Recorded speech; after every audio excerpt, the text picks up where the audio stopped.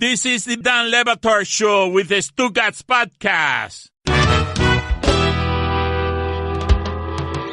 Greg Cote of the Miami Herald in with us today, and right before these microphones went on, there was just yammering all over the studio. Let me explain to you what my life is like before these microphones go on, because Stugotz calls up the questions on Highly Questionable and just starts making fun of them.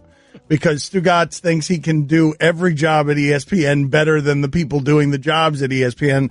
And he was right about this when he called up this highly questionable question. Are the Dodgers completely hosed without Corey Seager? Yeah, all those producers should be fired, all of them, if that's a question on the show. But while this is going on, Greg Cote is just wearing me out about how the Dolphins have the fourth best quarterback situation in the AFC East.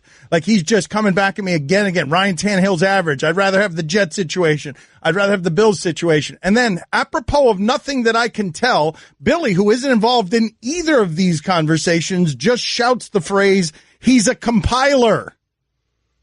It's true. Who? He's right. Nolan Ryan was a compiler. He was. I'm not certain that Nolan Ryan was that great. He pitched 26 seasons. Oh, come on. He was only 30 games. He had 324 wins in 26 seasons. Dan, that's ridiculous. You want to know why this came up? I'll tell you exactly why this came up. Because I'm often, getting criticized for wanting pitchers to pitch no-hitters. And everybody tells me, oh, no, they can't pitch more than 100 pitches. Their arms.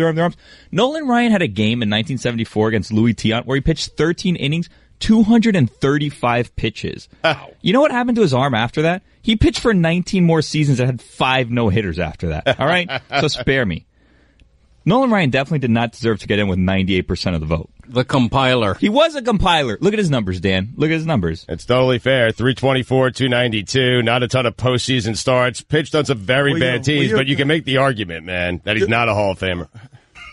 You can't make that argument. It can be made. Look at the numbers. No sane person can make that argument. You guys are going to do again wins and losses when Rick Helling almost won 20 games 1 year with an ERA around 5?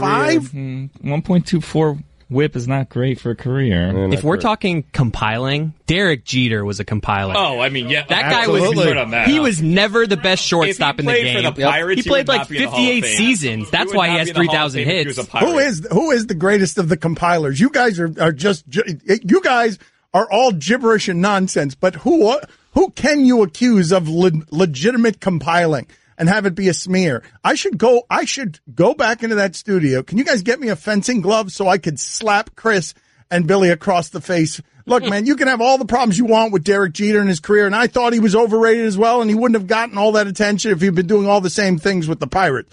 But he's a Hall of Fame player. He is not a compiler. Never even close to the best shortstop in baseball. That is true. He was always like the third, fourth guy. He just played forever. Mm-hmm. Compiling it. And he played on the Yankees, which is why he was in all those All-Star games. Seriously? He should not have been in half of those All-Star games. Let's be real. Come on. And by the way, this Didi Gregorius is quickly making people forget about Derek Jeter in New York. Yeah, far better than Jeter ever was. All right, put it on the poll. Is Didi Gregorius making everyone forget about Jeter? Go ahead, put it on the poll. I feel like Biggio was in this mix too, man. Compiler. Yeah. So you hang around long enough, you get enough of the important stats, you get yourself into the Hall of Fame. Dumb. If I may explain some basic math to the people in this room, it's pretty hard to get to 3,000 hits without playing a lot of seasons. Yeah, but if you play 26 seasons, Dan, and you get like 110 hits a season, you'll have 3,000 easy. Billy, that's not what Biggio was doing. And that's not what Jeter was doing. It was double those hits. Debatable. Not debatable. Go ahead. Feel free to use a computer. It's where young people can find things instead that's of learn. where I found all this Nolan Ryan information. I mean, you agree on Biggio, close to 20 years in the bigs. If you're that good of a hitter, you'll have somewhere around 4,000 hits. Exactly. Right? 200 hits a season is 4,000 in 20 seasons. Yeah, you can hit 250 and get 3,000 hits. Right. The guy just had a dirty helmet. I mean, made him look like he was doing things, hustling, sliding, making plays. He really wasn't. Put that on the poll. That's right. He's not a Hall of Famer with a clean helmet, Dad. Let's be honest. Adrian Beltre is another one. Dirty helmet. Yeah. He's sneaky good. Adrian He's Beltre, not sneaky good. He's sneaky good. He's great. No, he's sneaky good. He totally snuck up on Yeah, if someone said to you, Adrian Beltre, first ballot Hall of Famer, you'd be like, no chance. But he's going to be. He's really good. Great baseball player. What are you talking about? Sneaky good. Guillermo, put it on the poll. Can Hall of Famers be sneaky good? Yeah. He's going to be sneaky good. Yeah, sneaky good. Also, I'm looking at Cal Ripken Jr. stats. I am with you. I am not impressed. I mean, who better to be the ultimate compiler than the guy that just played more games than anybody? That's the thing. Exactly. If you never take a day off, you're going to get the stats. Here's what you can years point with to. just teens home runs. We're talking teens, several years where you can't get into the 20s. Here's what he compiled, a 276 career average.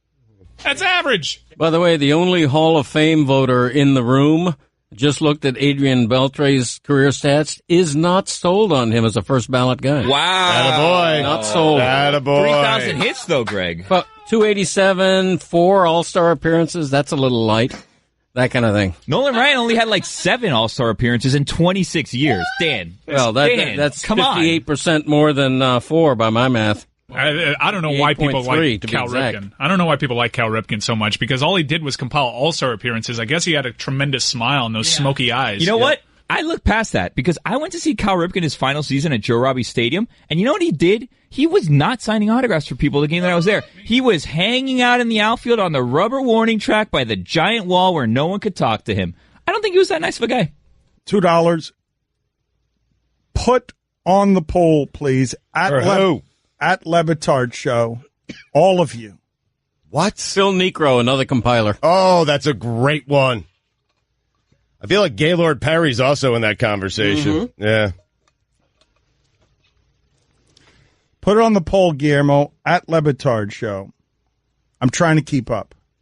Would Craig Biggio have been in the Hall of Fame with a clean helmet? No. Did Cal Ripken Jr. have a tremendous smile and smoky eyes? I don't think Mariano would have that many saves if he wasn't on the Yankees. Another one. Mm-hmm. You are on it today, boy. Should be a compiler Hall of Fame. Right. Yes. Well, it's what I was There trying is to a do compiler 5 Hall of minutes Fame. ago when you guys went down this route. It's what I was trying to do 5 minutes ago. There's a compiler Hall of Fame. It's called Monument Park in Yankee Stadium. That's right. What do you do with this compiler Hall of Fame? Is it a room in the actual Hall of Fame? Is it its own it's separate storage. building? It's storage. It's storage. shed. It's storage. It's a shed where you hoard. Who are the compilers who are going in there first ballot? All of sports, though. It's a compiler All of Hall of sports. Fame. It's a shed behind the baseball It's Hall Greg's of Fame. garage. That's right. It Could is be. I got room. the dirty garage, rat-infested garage of an old man. By the way, not to change the subject, but what are the Yankees going to do? Because they're running out of numbers. They don't have any single digits left. Are they going to switch to letters? Like, what are they going to do?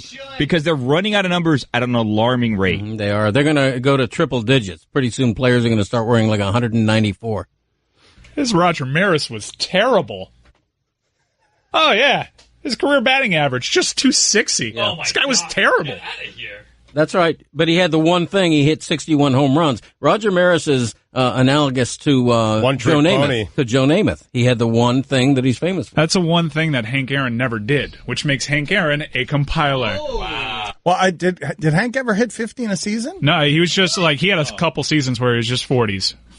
Steady Eddie, 40s, 30s, 20s, 40 again. Just never the monster year. Overrated. So wait a minute. Whoa. I don't want to do Hall of Famers overrated, but I'm here for Hall of Fame compilers. Is Hank Aaron, is that the nominee we're going with? Hank Aaron. Home run king, Hank Aaron. I can't call him a compiler. And 45 was his best ever in a season. He compiled. Compiler. Yeah. Compiler. Hammer and Hank, man. Looked a little like Jiminy Cricket, I thought. Tell you who else compiled? Ricky Henderson. You really didn't think Jiminy Cricket was the way to end that segment? You had to get in your Ricky Henderson there at the end because you weren't listening? Yeah. Hi, everyone. Stugotz here. Support for the Dan Le Batard Show podcast comes from our friends at Rocket Mortgage by Quicken Loans. Chances are you're confident when it comes to your work, your hobbies, and your life. Rocket Mortgage gives you that same level of confidence when it comes to buying a home or refinancing your existing home loan. With Rocket Mortgage, you can apply simply and understand fully so you can mortgage confidently. To get started, go to rocketmortgage.com/Stugotz, STUGOTZ, equal housing lender, licensed in all 50 states, NMLS Consumer Access.org number 3030. Dan Le Batard. Greg, are you going to say anything? Or are you just going to sit there checking the internet? When I have something to say, I say it. What I was thinking of as you said that was that I think Black History Month is also split into 2 half months, which is terrible. That's not true. It's The not first true? half and the second half of February. There you go. Right. Stugotz. No, it's February into March, isn't it? Let me No, it's February. No, it's Hang on. Good contribution, though, when you decided to talk. That was good. Black History Chris, Month. yeah, you're, Greg, I'm like a dog with a bone on this. I'm wrong. Okay. This is the Dan Le Batard Show with the Stugotz on ESPN Radio. there were a number of asinine things said in the last segment, each more asinine than the last by a bunch of young people who don't have any respect for anything, and Stugotz. Yeah. I mean, Greg's like 60. I mean, Okay, but You know, listen, I you respect guys said everything. so many things that are wrong, so let's just start here. Cal Ripken Jr. is a compiler. He's overrated. Tim Kirkshin, what do you do with that comment right there?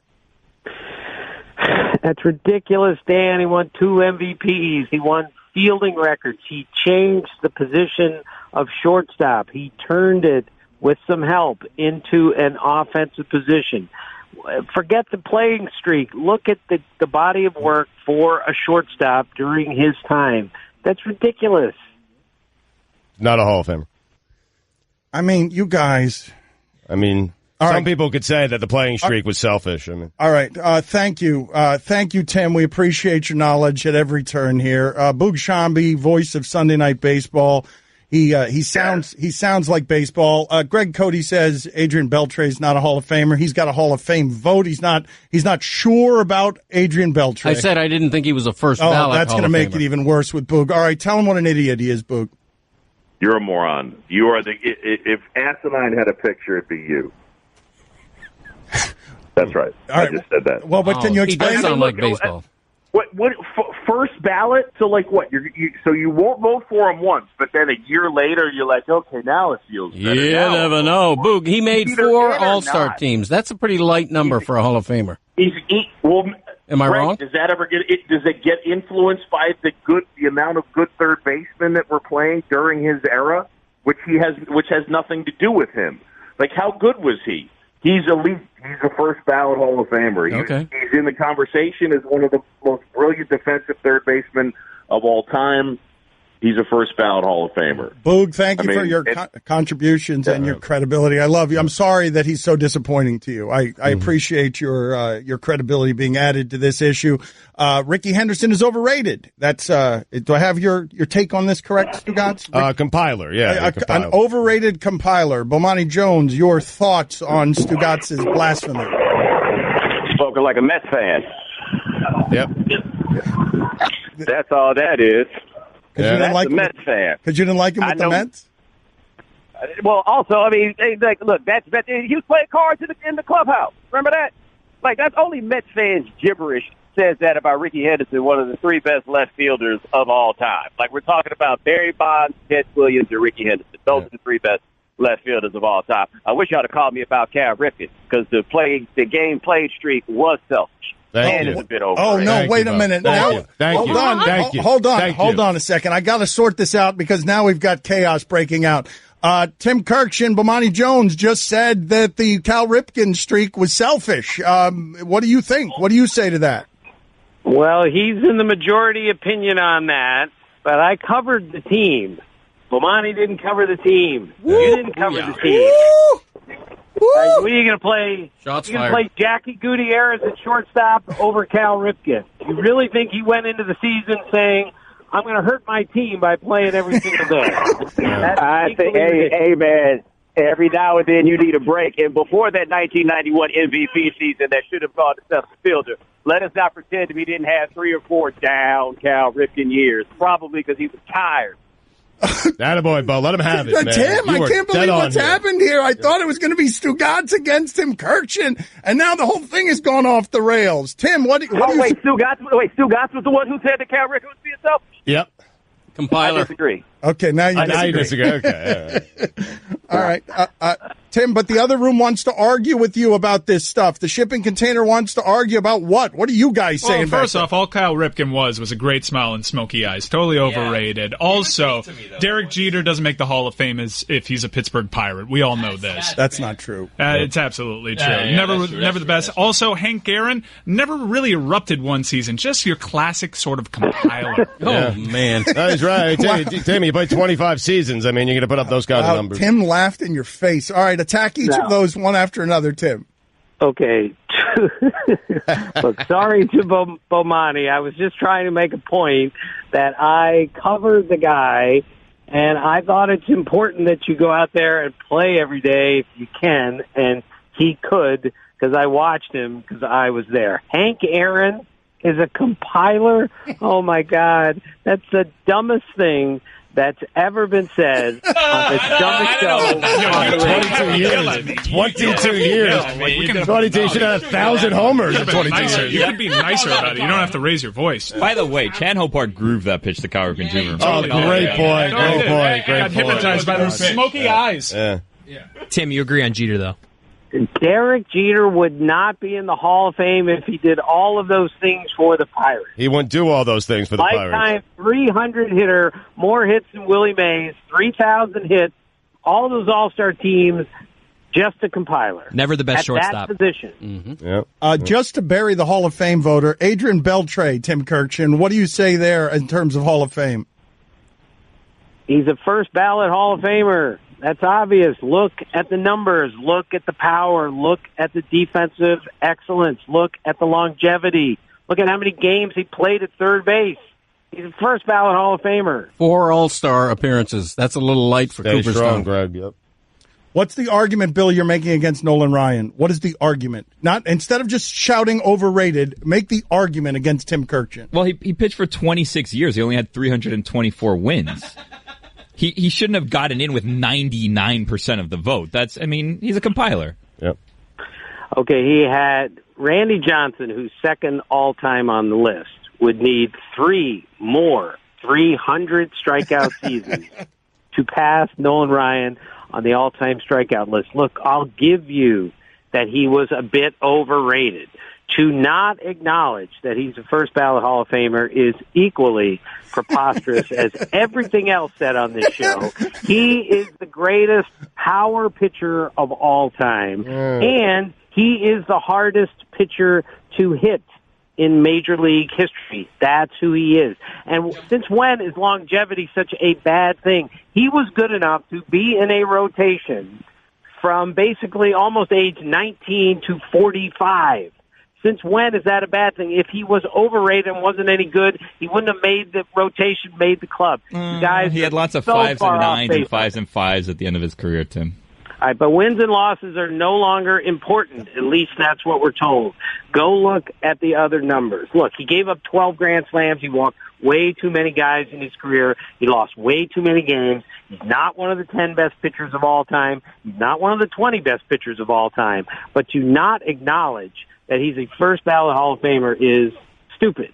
All right. Very impressive stats that you rattled off the top of your head. I love that he does that off the top of his head. And Billy's got no information other than sports fan. He's overrated. But I feel like we're making some progress here. We're not making progress. Well, here's the deal. All those impressive stats, I Googled Nolan Ryan, and a Bleacher Report article of the 50 most overrated baseball players popped up, and he was number 1. Also, Roger Maris is bad. On Bleacher Report, Tim. All right. Oh, great. That's really good. Listen, Roger Maris won back-to-back MVPs. He didn't just have one 61 home run season. He won the MVP in 1960. How many guys won back-to-back MVPs? Not too many. Is he a Hall of Famer? No. He's not a Hall of Famer. Is he one of the great defensive right fielders that we've seen? Yes, he is. Did he have one of the best throwing arms ever? Yes. Did he do it cleanly? We think he did. But to say that he is overrated, who is saying he should be in the Hall of Fame? Nobody is saying that. Flash in the pan. Tim, thank you. Buy low, sell high. Time for some ads. I'm sorry we put you through that, Tim. Don Le Batard. I love me some doctors. Have a lot of respect for the medical profession. Stugotz. Except chiropractors. This is the Dan Le Batard Show with the Stugotz on ESPN Radio. ESPN Radio is presented by Progressive Insurance. Guest on the Dan Le Batard Show appear via the Shell Pennzoil Performance Line. Get the feeling of being rewarded with gold status at Shell with the Fuel Rewards program. Download the Fuel Rewards app. Join and start saving 5 cents a gallon today. Here's your SportsCenter update. Pat Riley says that Hassan Whiteside was out of shape and wasn't conditioned mentally to battle in the playoffs. Tom Brady confirms to Jim Gray that he will be playing this season. And finally, Jackie Chan once held an egg inside his hand and broke 12 concrete blocks with that hand without damaging the egg. That's great. Well, that Jim Gray somehow has all the scoops on Tom Brady. When did Jim Gray become the mouthpiece for Tom Brady? Seriously, when did that happen? Probably about when he got a Hollywood Star of Fame in a video tribute that included Bill Clinton. Right. Oh, good point. For all the latest headlines and information, tune in to the SportsCenter on ESPN Radio all throughout the day. But let's get to those blasphemous Tom Brady comments, non-comments.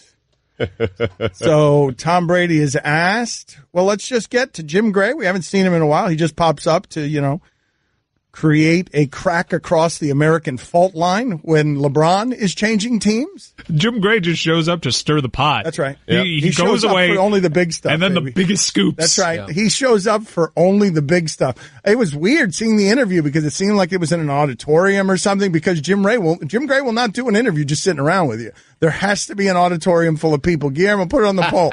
If Jim Gray is interviewing you, does there have to be an auditorium full of people? He's been doing this the last couple of years with Tom Brady because I always remember around this time, Jim Gray is always in an auditorium with Tom Brady in what looks like a paid speaking engagement. It is. It's an annual thing that Tom does, right? And they both get paid a lot of money. And Tom says something. He always gives Jim something, a little something. Okay, but this was something, not something. Let's listen to the sound. This is Tom Brady literally saying nothing in a congressional way. Do you feel appreciated by them, and do they have the appropriate gratitude for what you have achieved? I plead the fifth. Okay, make that Jim Gray laugh, some music in the next segment, if you don't mind, please. Tom Brady, I understand why he would feel underappreciated by that team, perpetually asked to take discounts, not consulted on personnel decisions until recently, probably thinks that he's as responsible for the success as Belichick is. I'm just surprised. Maybe more. I'm just surprised to see him do that because pleading the fifth is the most upsetting thing that you can do to Bill Belichick the Patriots way, public controversy, get your Boston fans a titter. It's anti-team, it's anti-sacrifice, it's anti the things that Tom Brady has always represented, but I get why he feels that way.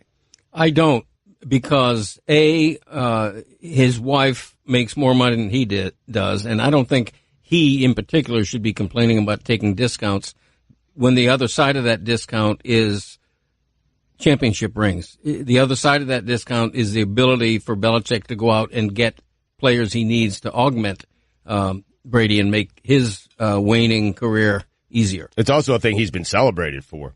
Like Brady, those are the reports that Brady was willing to take pay cuts so the team could improve. Like he's been celebrated for that his entire career. Now he has an issue? All right, so why is he saying that? Why is he saying it? Why is he saying it now? Why is he saying it? Why does he feel unappreciated? Dan's mic just stopped working, so I got to go in there and fix Dan's mic and swap it out. Listen, the reason I think that Brady's actually doing this right now, I think there is something to the fact that Bill Belichick was going to treat Tom Brady. It's the best theory I have, Greg. We have no way of knowing if this is right. But I think that Brady sensed a year or two ago that Belichick was going to treat Brady the same way he's treated every player. Hey, I got a young quarterback here, Jimmy Garoppolo. You got 3 or 4 years left. This kid's got 20 years left. And I think he probably wanted to do something with Tom Brady, and Tom Brady does. I think he feels appreciated by the Crafts. I do not think he feels appreciated by Bill Belichick. But you know what? Get in line, because there's a whole bunch of players who don't feel appreciated by Bill Belichick. Right. And whatever their relationship is, Belichick and Brady, whatever that relationship is, man, just swallow all the flaws in it and the imperfections, because it wins. I mean, it's arguably the best coach superstar relationship in the history of sports. Right. So swallow whatever imperfections there are, man. Come on, Brady. I mean, it was so weird a month ago. Yeah, okay. You know, he's like, I may retire. I'm not committed to coming back. I mean, what's up with that? You got a good thing going. You know, play out the string, win another ring, and retire on top. Quit complaining. But if what I said is true, if it's accurate, if Tom Brady is indeed upset at Bill Belichick because he wanted to go Jimmy Garoppolo for the next 2 decades and get rid of Tom Brady, does he have a right to be upset and feel disrespected? A guy, and Greg, you have to factor in that maybe this is a guy who feels like he's as important, if not more important, to the Patriots' success than Bill Belichick. Right. So the theory then would be that Brady forced the Patriots' hand and, in essence, forced them to trade Garoppolo. Yes. Okay. Yep. Went over Belichick's head, went to the Kraft, said, hey, I'm not leaving. I'm going to be here 5 more years. Go trade that kid. Well, and that's what they did. So I don't think his problem is with the Krafts or the organization. I think his problem, like many of the players, Gronk too, is with Bill Belichick. Mm-hmm. That's it. Brady, though, like LeBron James, is aging so well, showing 0 signs of decline. The idea that you're going to bench Tom Brady or force him into an early retirement to play Garoppolo is patently ridiculous. I don't know how else to say this, so I'll just say it. What is it, Linda? I think we should see other people. Are you breaking up with me? On a roller coaster? Well, we do have a lot of fun. Maybe we should stay together. An emotional roller coaster? Surprising. What's not surprising? How much you could save by switching to Geico. I just need a little me time. Geico. 15 minutes could save you 15% or more. Don Le Batard. What do you prefer, flat wings or drumsticks? Because I like drumsticks. I like drumsticks too, yeah. Flat rules. Stugotz. If people do just drums, though, you'd think there's a bunch of extra flat wings just laying around, right? Right. Thank you. Yep. I think more people do all flats, though. Oh, Really? no, I think more people do drumettes. I'm telling you, more people do the drumettes. I like drumettes so much more. no. In fact, I'd prefer to do all drums. Flatten it. This is the Don Le Batard Show with the Stugotz on ESPN Radio. I know what I'm supposed to say about what happened in the NBA last night. Boston Celtics, how do they do it? They're so well coached. 3 starters out. All I want to do is pray as a country that cares about basketball that team doesn't advance because it has no chance to do anything, and I don't want to watch it anymore. What, advance against the Cavs, you mean, in the Eastern Conference Finals? It's got no chance of doing anything at the end of this season. I'd like to see what Boston puts on the court next season. It could be a nice story now. You can marvel at Brad Stevens. You can marvel that the Celtics are getting the game from Al Horford and Terry Rozier and Tatum that they never got from Garnett, Pierce, and Allen. Nope. Combined points last night. You can marvel at Brad Stevens getting more points from those 3 than they ever got from Allen, Pierce, and Garnett combined. What I'm marveling at is how good they're going to be when Kyrie and Gordon Hayward come back. I want to hurry up and get to that incarnation of them because that incarnation is the one that has the chance. This one isn't. I agree with you. Of the 4 teams remaining, that's the team I least want to see. Nobody wants to see them advance outside of Boston. Not for any other reason than you know that can't win the title. At this point, you want to see, at least I do. I think most people do. You want to see Cavs and Raptors. I mean, you want to see Cavs and Sixers, excuse me. You get Embiid, Ben Simmons, LeBron James all on the court at the same time. That's the series you want to see. I'm telling you, there are very few examples in basketball history where a Philadelphia team that you just see right now advances deep. Like, that team doesn't get to the finals without any playoff suffering. Right. Every damn team in that sport, there's got to be some playoff suffering. Like, even when LeBron and Wade and Bosh got together, there was playoff suffering. There've got to be like, I don't know why that's so, but it tends to be pretty so. The thing is, in this series, Boston's not any more experienced than Philadelphia is. No, I mean, they lost the Eastern Conference Finals last year, but a different team. Isaiah Thomas was on that team. I like last night's result for the simple reason that Philly left the Miami series pretty cocky. Yes. I think they were thinking they're going to cruise right into the finals. It's good that they have to work like this. They're annoying. The Sixers are annoying. Already? I mean, it's unearned arrogance. It really is. Already? Oh, they don't stop chirping. Embiid, Redick, I mean, all of them. They just don't stop. They haven't done it. You beat the Heat in the first round of the playoffs. Like, do something else. They don't stop. I want to see them. I want them in the Eastern Conference Finals against LeBron because LeBron will club them over the head and win that series in 5 games. But I am tired of the Sixers. I really am. All right. Let's just stop there for a second. All right. and analyze, maybe on a therapist couch if we've gotten our cot back from the Clevelander, how it is that you arrive in this place where you have to be the first in sports to get annoyed by a team. I think Greg was. No, you have to. You were out in front of the curve on being annoyed by Durant and the Warriors. Guillermo, put it on the poll. Is Stugotz the only scoop that Stugotz breaks that he's sick of a team before everyone else is? Like you're sick of sick of the Sixers before they've done anything. Well, because they keep talking before they've done anything. Right. I mean, seriously. Yeah, especially Embiid. Come on. Enough, right? Too much. What are you guys doing? That's just enough, Dan. I mean, you won one playoff series, please. You've played one playoff series, and you're already tired of them. You know, like Riley's doing the press conference. Riley's been around forever, man. He's accomplished so much in the game. And I think Embiid, like in the middle of it, he was listening to something. He responded to some clip saying, hey, he was talking about Whiteside, Riley was, and the fact that he was injured a lot of the season. And Embiid said he missed a month and a half. And it was like kind of taking a shot at Riley and the Heat. Do me a favor. Do something. Because Riley's done something. What have you done, Joel Embiid? What have you done? Nothing. Yeah, I think he responded to a SportsCenter Instagram post where Pat Riley was quoted, Hassan Whiteside, wasn't in great shape. He wasn't fully conditioned for a playoff battle mentally. The caption from Joel Embiid in the comments section, I'll let you finish, but I miss a month, so no excuses. Yeah. I love that Joel Embiid is a comment section troll. Why would I not love that? Of course you would love it. But you were sick of it already, and I want more of it. I want the entire NBA fighting in the comment section of it. I'd watch that television show. It'd do better ratings than anything in our network. I'd watch that before I'd watch Jason Witten talking about football. All right. I mean, I'm good with it. Just win something first. I do like the drama of the NBA, but can't you like something and be annoyed at the same time? I think that's very possible. I like Embiid's outspokenness. I also think that, he needs to pay a few dues. The franchise won 10 games 2 years ago. Now they're sailing into the East Finals. No, doesn't work like that. I mean, it might work like that. I think that they're going to beat that Boston team. Do you? I mean, they made every shot they took last night. Al Horford and Rozier or Michael Jordan all of a sudden. Like it was. Who's got the home court advantage? Boston. What are you guys doing? Well, just making a case for Boston. That's all we're doing. Which team would you rather be right now? Red Auerbach. Which tradition? Oh, I'd rather be the Celtics right now. Would I rather be up 1-0 or I'm down saying 0-1? right now you got to pick a team to win the series. Who you picking? Right now. Here you go. I gave you the advantage. You're up 1-0.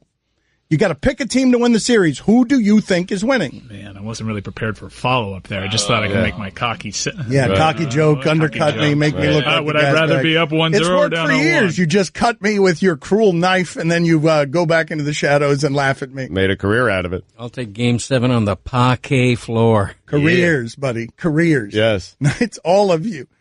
It's all of you paper cutting me to death. Did you hear the first Hank Aaron segment? Oh, like, great. we got person after person here to make you all sound like fools. Yeah.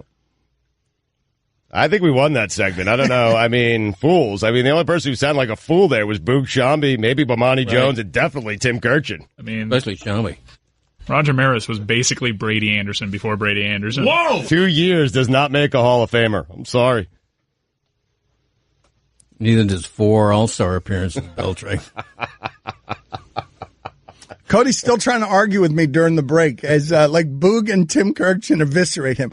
Lifetimes in baseball, but as Greg Cote wanders up to the buffet at the occasional baseball game and they give him the media buffet, Stugotz, and they give him a Hall of Fame vote, and he's out here with so little baseball credibility outside of that Hall of Fame vote. Right. The Hall of Fame vote is the only credibility that he has, and he's sitting here just getting dusted. Are you aware that torched by Tim Kurchin? Torched by Boog Shambi. Are you aware that my Hall of Fame is Dan, Stu, and Greg Cote on ESPN Radio? Dan Le Batard. Lucky for you, that's what I like. That's what I like. Sex by the fire at night, silk sheets and diamonds all white. Lucky for you, that's what I like. That's what I like. Lucky for you, that's what I like. That's what I like. If you say you want a good time, well, here I am, baby. Here I am, baby. Talk to me, talk to me, talk to me. Tell me what's on your mind, what's on your mind. If you want it, girl, come and get it. All this is here for you. Tell me, baby. Tell me, baby, what you're trying to do. Gold jewelry shining so bright. Strawberry champagne on ice. Oh, go bleep yourself. Stugotz. Honestly, it's offensive. I'm offended on behalf of everyone who's ever made music that's the song of the year. This is the Dan Le Batard Show with the Stugotz on ESPN Radio. Let's rip through 10 minutes of basketball talk here. NBA playoffs. Jeff Van Gundy with us. Thank you, Jeff, for being on with us as always. Let's start here. You're Pat Riley. How do you fix the Heat? I'm not sure they need fixing. I think some of their signings, like Olynyk, turned out to be very good. I think they would have to hope that Whiteside comes back better, both mentally, physically, and then Waiters as well. I think the signing of Ellington or somebody like him who's a sniper from the perimeter is a necessity for them. So again, I don't think they need fixing. I just think they need health, and they need their highest paid guy to play much better. Well, explain to me what happened there. Yeah, I don't know. I think until you're on the inside, you're really not sure how much of it was a physical issue and how much of it was a lack of role acceptance.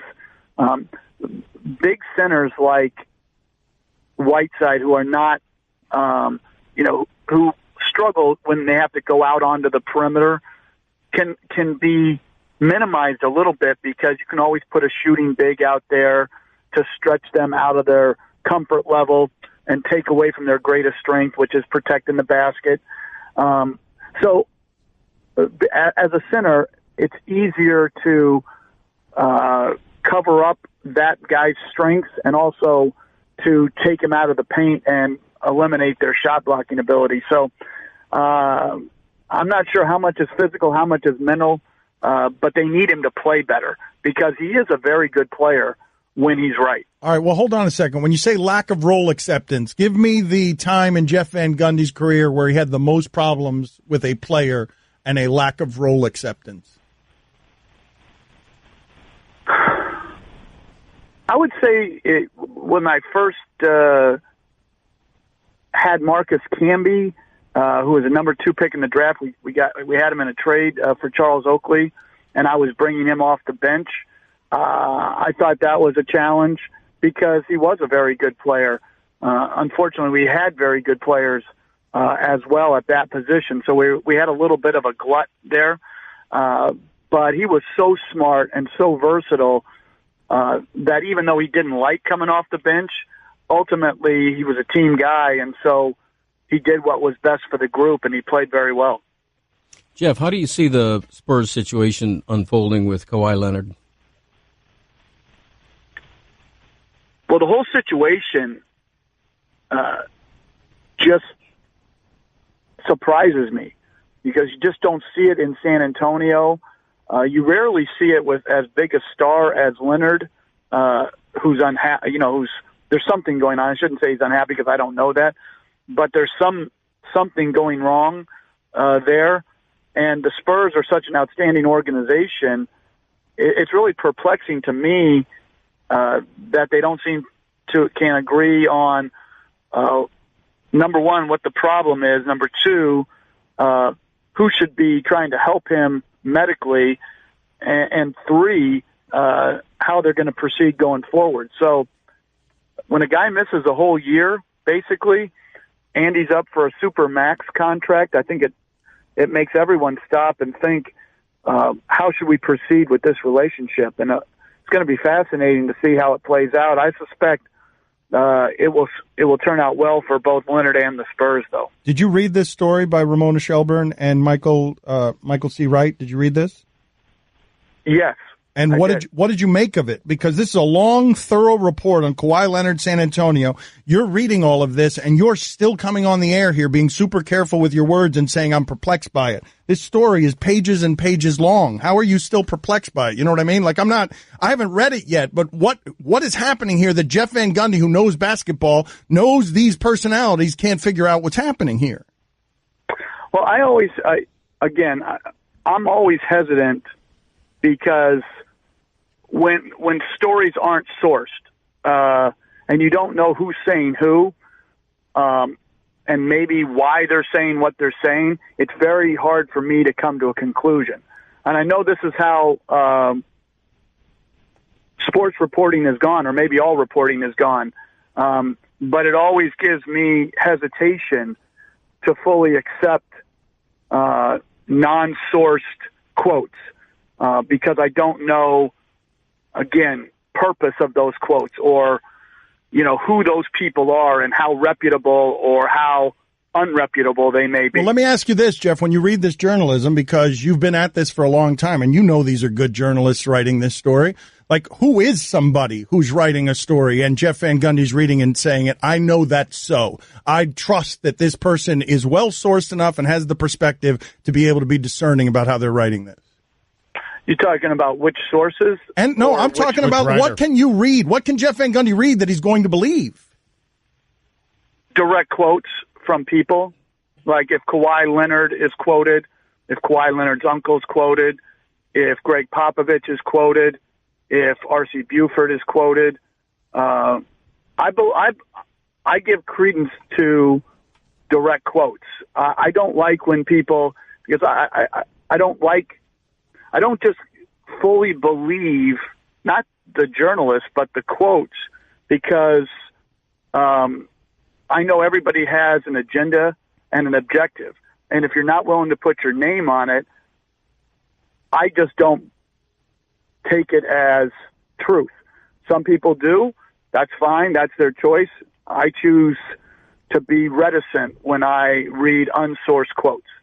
Jeff, is there anything I could say or do to get you to become the next Knicks head coach? Please. Come on, Jeff.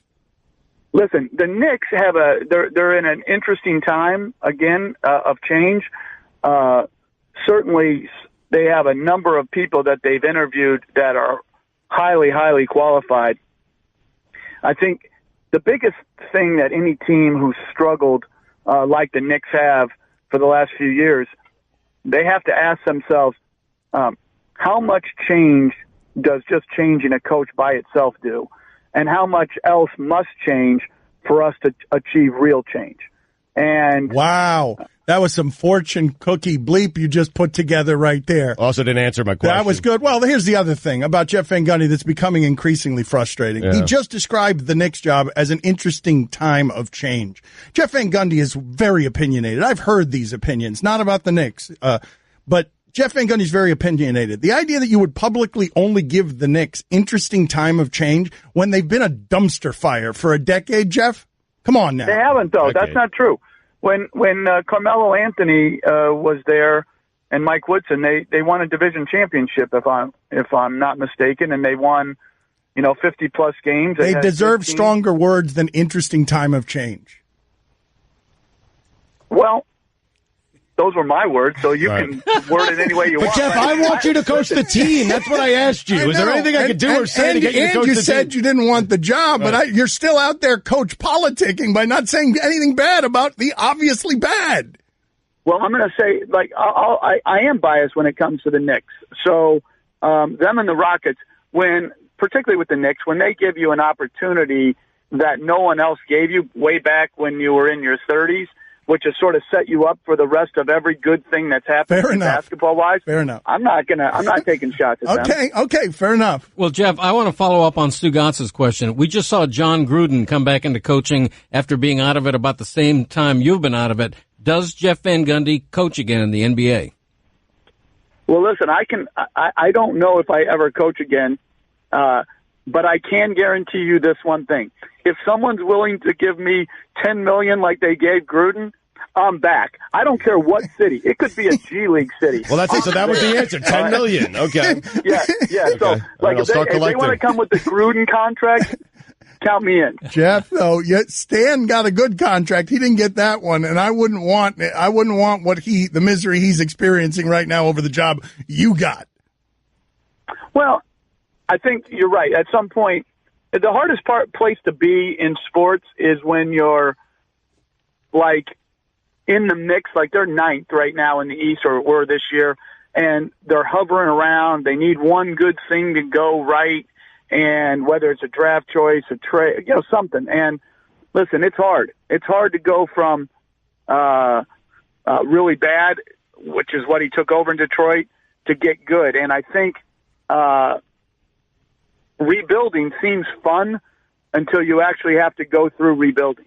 And it can be painful. There's no question about that. Can we test this with Jeff Van Gundy saying $10 million to coach in the G League? Can we throw some jobs at him that he might not be willing to take for $10 million? Greensboro Swarm, done.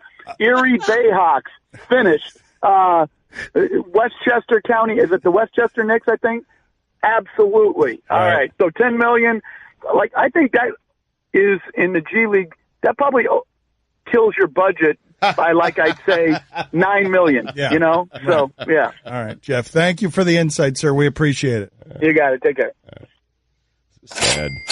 Uncle Fatty's new water world isn't going to pay for itself. You know what's sad? The Knicks just interviewed Mike Brown. I mean, it's a disaster. And what Jeff is telling you there, I mean, he's not going to say it, but what he's telling you is that team's not good enough. That's it, because I guarantee you he'd coach the Celtics for $1. $1.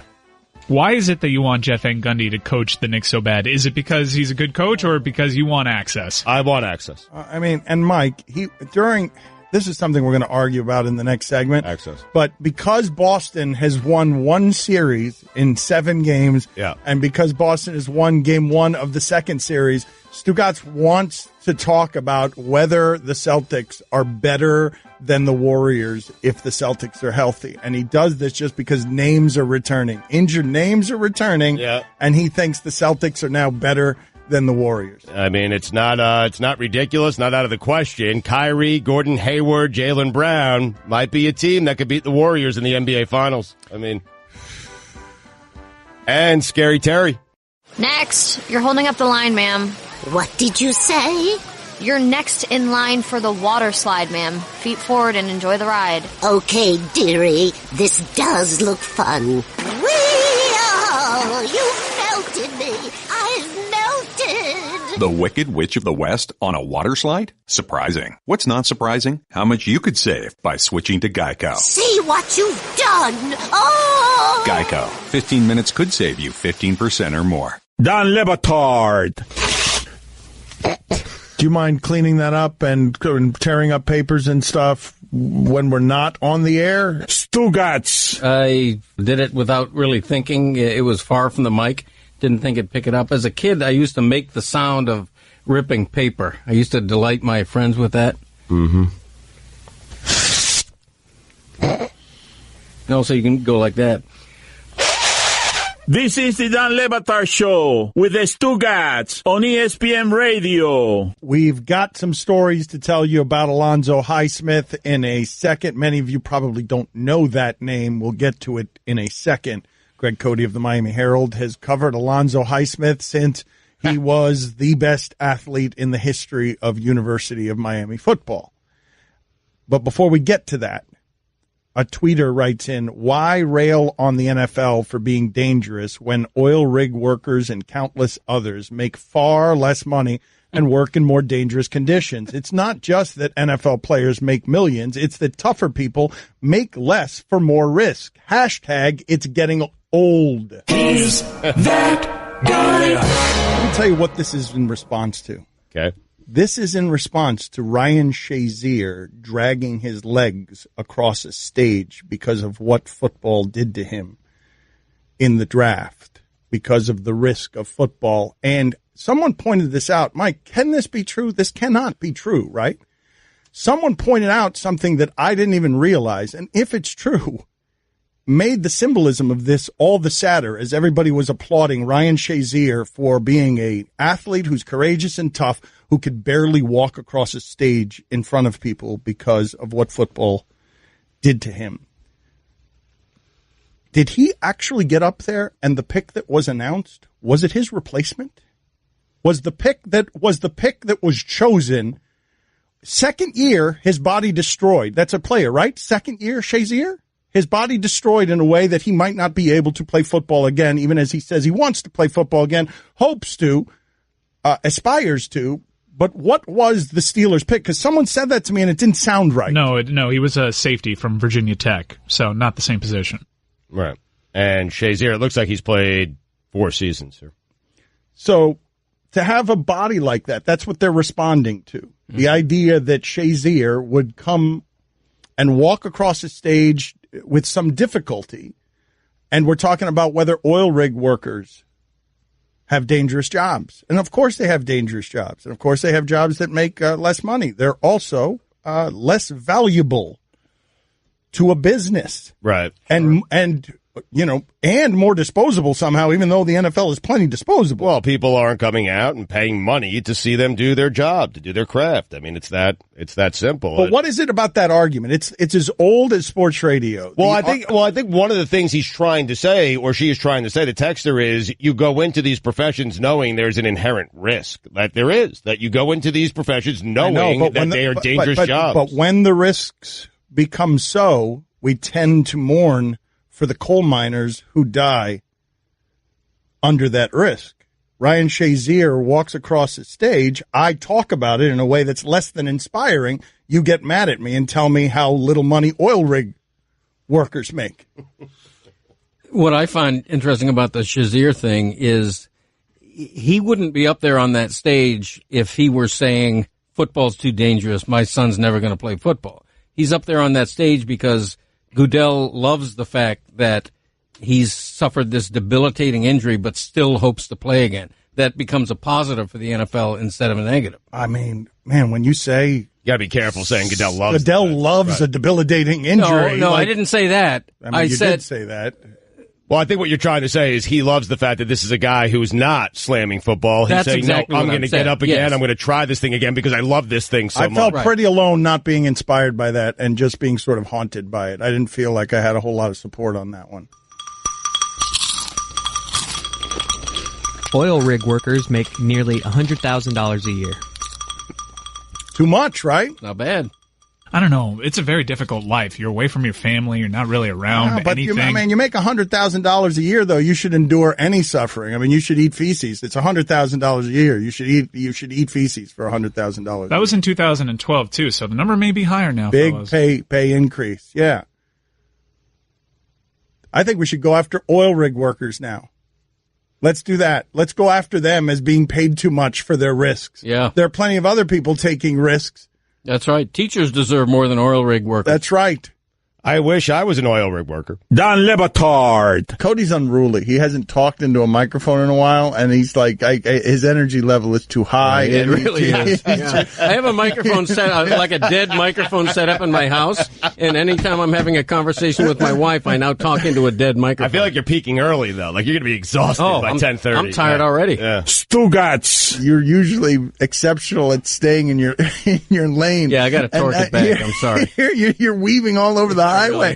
You're sideswiping everybody. This is the Don Batard Show with the Stugotz on ESPN Radio. All right, let me explain to you what was happening during the break here. Greg Cote's got a Back in My Day that's ready to go. We will get to it shortly. How do you feel about it, Greg? How do you feel about your Back in My Day? I actually like this one. All right. Oh, wow. All right. Wow. He never does that. Doesn't mean others will. All right, let's go. Let's see what we're going to do here. But before we do that, I want you just to hear what it is that happened during the break. Jason Witten, Stugotz, is mumbling and muttering around the studio. This is as Billy says Cy Young was really good. This is a thing that happened during the break. Billy was like, man, Cy Young was good. Yeah, best pitcher ever. Doesn't get enough credit. Yeah, right. I mean, seriously. No, Billy was looking at, go ahead, Billy. Why don't you give the people his 1901 season, Dan, was crazy. 33-10, 1.62 ERA, and a .972 WHIP. And that was like his best season, but he had a bunch that were close. Like his 1896 season was good. His 1903 season was good. This guy was really good. Yeah. You covered him, right, Greg? Yeah, I remember that 03 season, man. He was on fire. So while this is happening, though, I'm not even making this up. This is happening from Stugotz, mumbling and grumbling as he reads reports on the internet of Jason Witten playing $4 million a year, or being paid $4 million a year, reportedly, to do Monday Night Football. Stugotz mumbles and grumbles walking past me on the way to the fridge and actually says, I should have played football.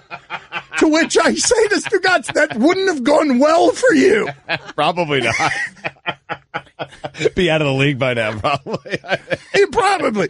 Seeing as how Darren Sproles had like two, a concussed face and a broken elbow and a torn knee ligament on one play. Yeah. Maybe in the early days, but at 46, tough road to hoe. I mean, yeah. Listen, not everyone can be Tom Brady. That's actually something that happened. I felt the folds of hairy fat pressed up against me and the plumber's butt as he reached in the fridge, muttering in a way that echoed out of the fridge, I should have played football.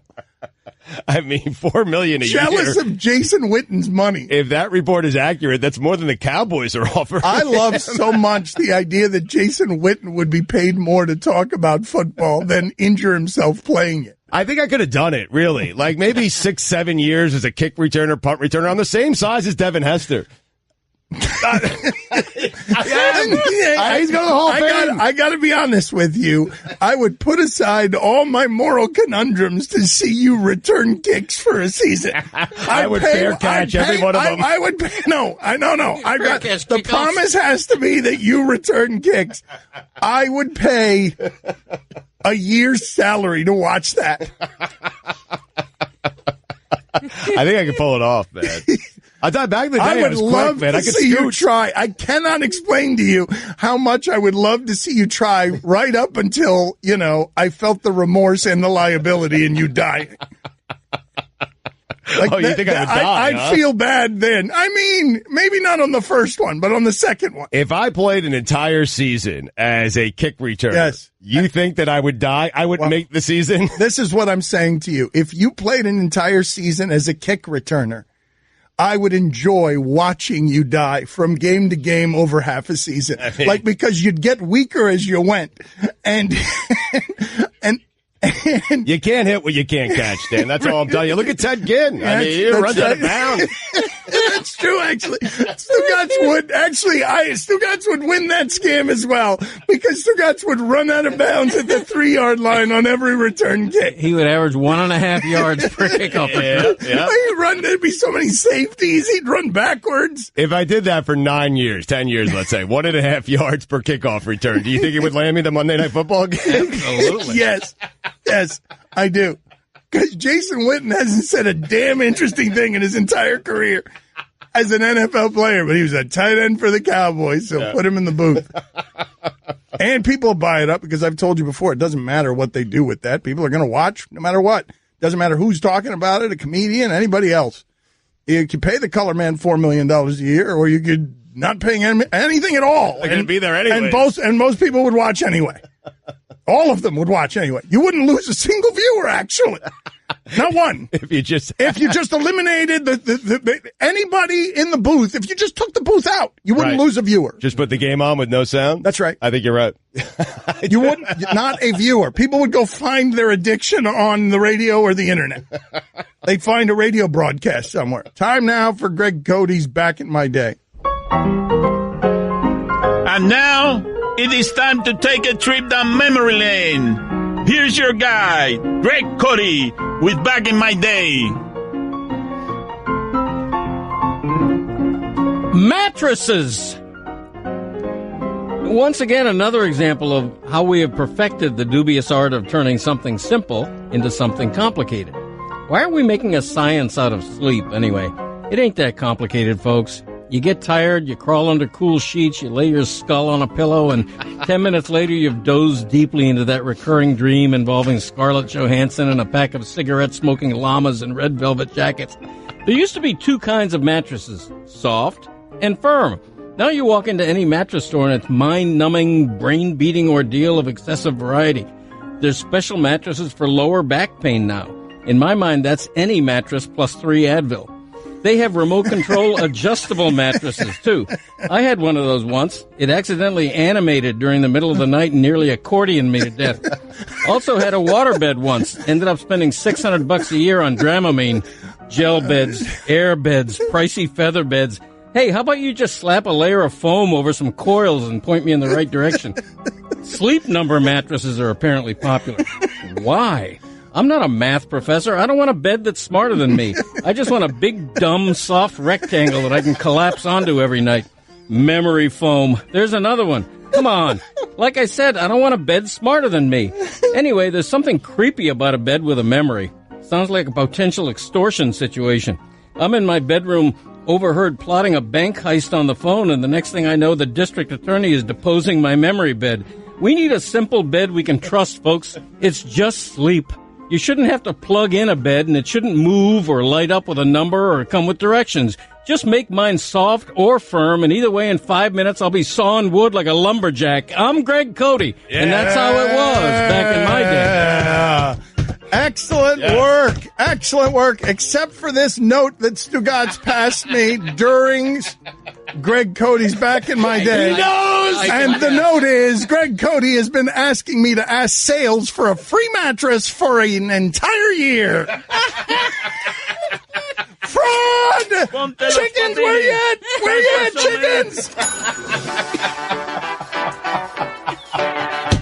Which I haven't gotten yet. What? Mother's Day. And now you're never going to get Mother's Day, yeah. You took out the entire industry. Don Batard. Who are the most overzealous fans? I think Taylor Swift has the most overzealous fans. She had to be pulled off a stage at Madison Square Garden, I believe. Swifties. Yeah, Swifties. Yeah. Stugotz. Perry Como's got some real fans as well. They're crazy, those people.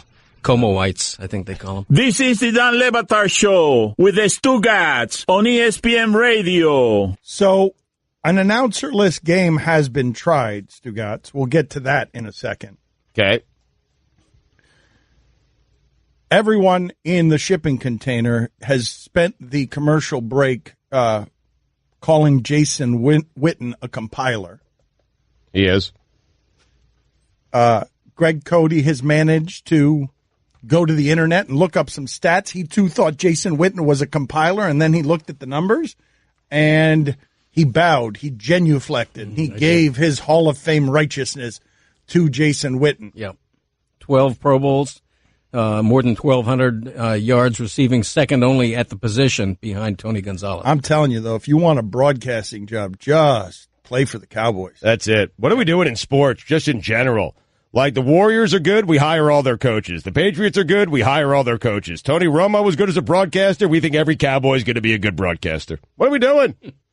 It's like that in business. It's like that in every facet of life.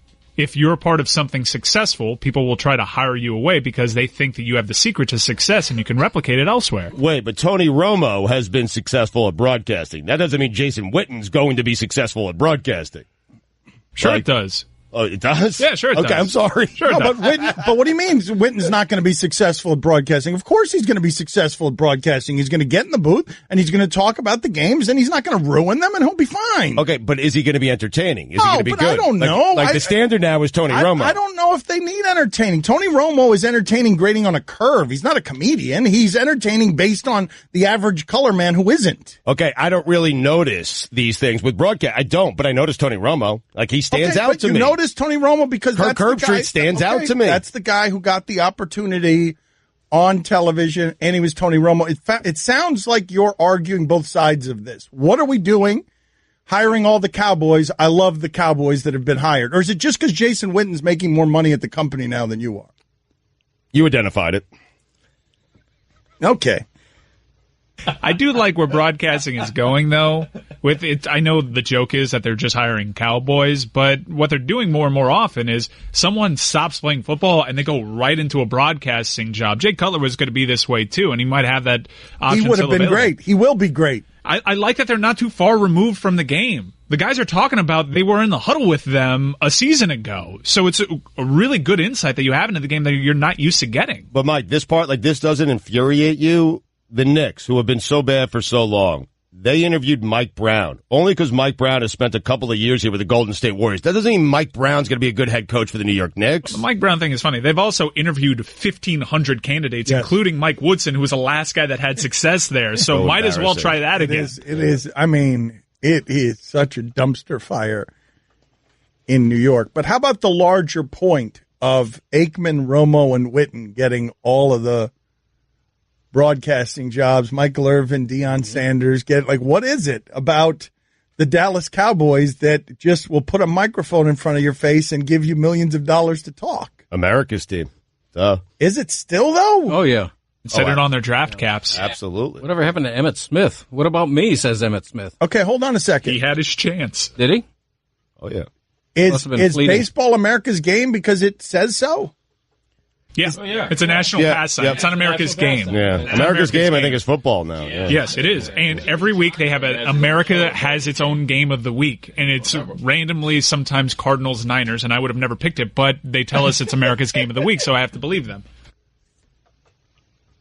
Just because we're saying something it's so, that's how we're doing this? That's how we became the biggest show in America. That is how that happened, actually. That is how that happened. We just said it one day and then it was so the next. That's weird. It's weird. The Cowboys, think about what's happening here with Jason Witten, because it is, if you step back from it, it's amazing to look at. Jason Witten, who has had a Hall of Fame career running 6-yard button hooks that are totally unguardable. Hey, 7 yards. 7 yards, sometimes 7.5. But like he clomps down the field, he sticks his butt out, he knocks you out of the way, and then a quarterback throws it to him, and it's 6 or 7 or 8 yards, compiling, and he's a Hall of Famer. Now, none of you remember anything Jason Witten has ever said during that Hall of Fame career. No. We have no experience that he is good at broadcasting, but he has a name, and he had a star on his helmet. Yep. I don't even know what his voice sounds like. Yep.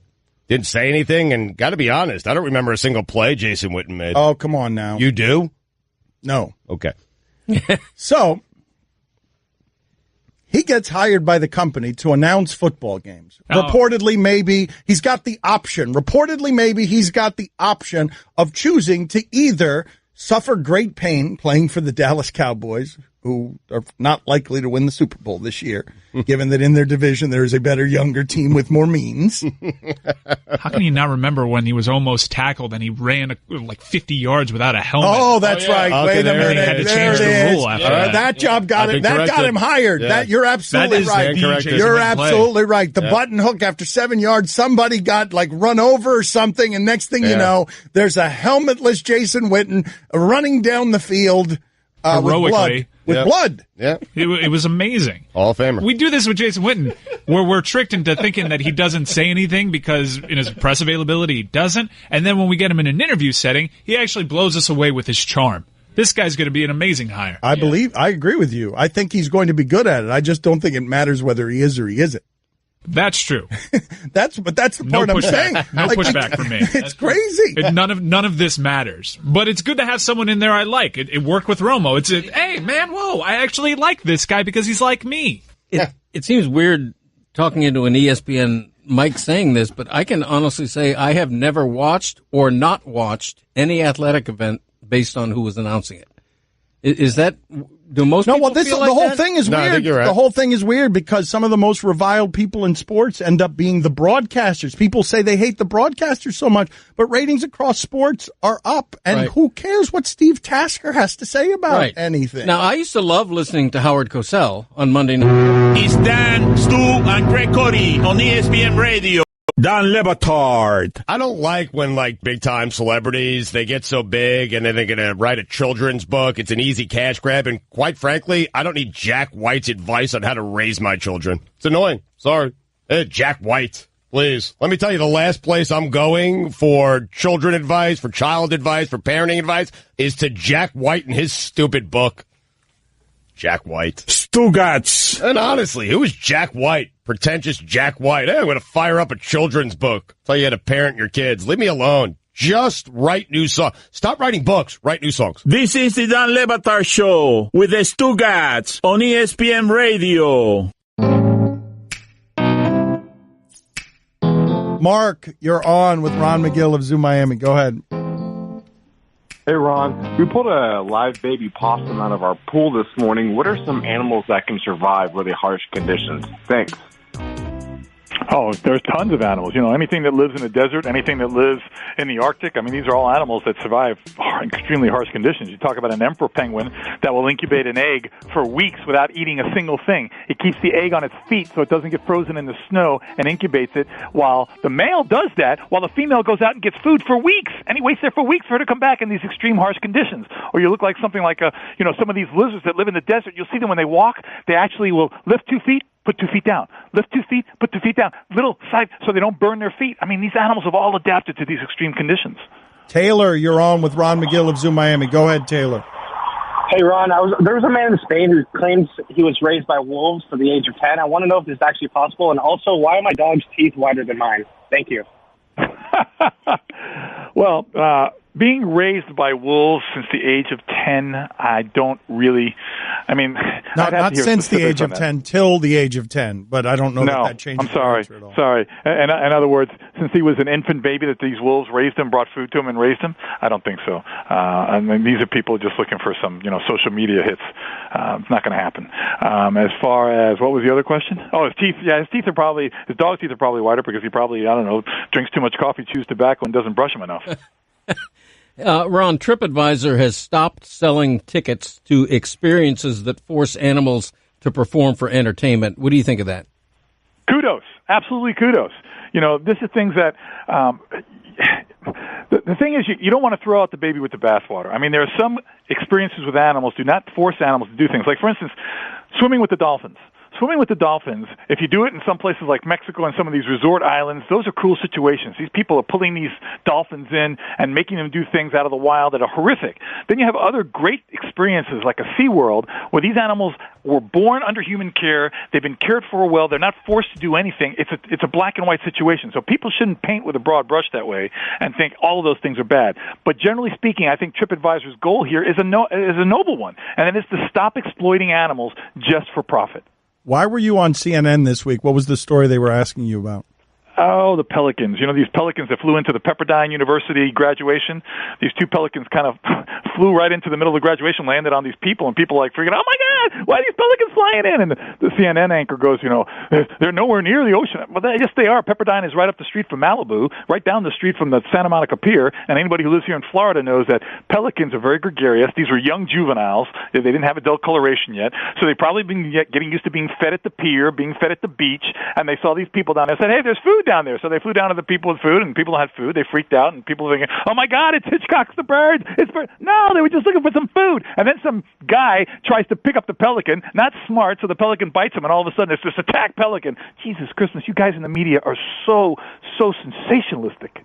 Well, the pelican did attack. Yeah. Like that. It did not attack. It defended itself, Dan. If someone goes to grab you that you don't know, what are you going to do? You're going to go, oh, hi? No. You're going to defend yourself, okay? I'm not going to bite him. Did not attack. I'm not going to bite him.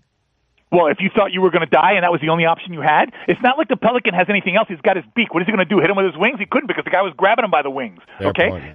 People should not be grabbing wild animals. You know what? It serves them right. Ooh. Wow. Ooh, Kevin. I think the NBA fined Anthony Davis for biting that guy, by the way. God, I love this segment. Kevin, you're on with Ron McGill.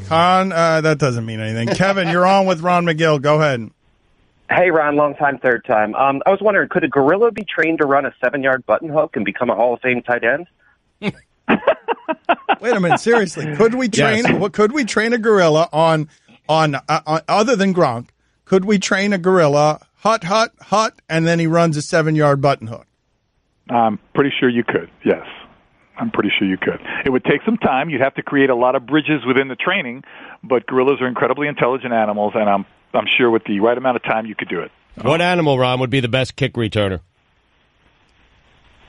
Best kick returner? Wow. Well, again, guys, this goes to one of my original quotes a long time ago. I'm going with the rhino because you don't have to be fast. You don't have to be quick in making cuts. You just have to go forward, and who's going to stop you? You get the rhino. He puts the freaking ball between the 2 horns on his head, and he runs straight ahead. Who's stopping him? Nobody. That's your kick returner right there. You don't think he's got a fumbling problem? Dan, you always try to come up with these little types of things. I'm telling you, that's a fair question. He puts the ball right between his 2 horns on his head, and he runs straight ahead. Nothing stops him. All right, so no fumbling problem. But, there are some other problems with your theories, including we got a snap count problem on this gorilla button hook thing. Like, we're going to have to go on the same snap every time, or can you train the gorilla to go on different counts? Dan, you know what the problem is?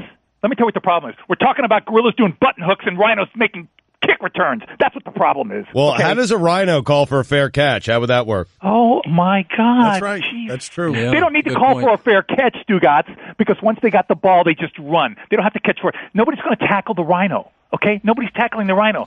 Sometimes talking to you guys, you keep perpetuating that stereotype about sports jocks. Also, you're putting a football in between two horns. Are you not familiar with Charles Peanut Tillman? Mike, are you jumping on this? Are you really jumping in on this, Mike? Someone's going to punch it out, Ron. And I got one of the ostriches doing it. My kick return is a bird. Nobody would touch him.